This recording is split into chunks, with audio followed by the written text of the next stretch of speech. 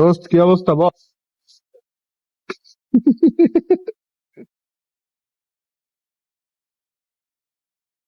তুই কি মানে কিছু বলতে চাচ্ছিস? বলে ফেলো।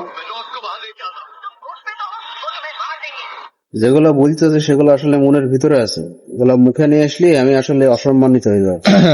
পাবলিক চাই তোমার মনের ভেতরের কথা বাইরে আসুক, তারা চাই তারা জানুক। ব্যাক ক্যামেরা করে দেখেন কেন?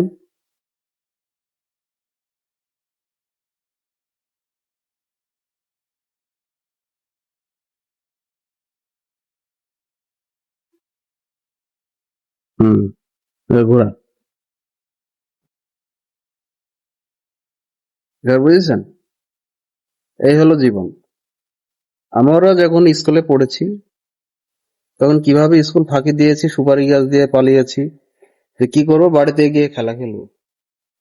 এরা রাস্তাঘাটে ময়দানে এখানে ওখানে সব জায়গায় খেলি বেড়াচ্ছি। আমাদের খেলা ছিল ভাই অন্যরকম, আর এদের এদের খেলা হলো অন্যরকম। এদের খেলা কিরকম? এই যে এই বয়সে বসে বসে তারা এই যে এই কাজগুলা করতেছে, আমরা তো এই সময় সব কিছু বুঝতামই না। আরেকবার কি দেখাবো পাবলিককে না আমাদের না প্রিপারেশন?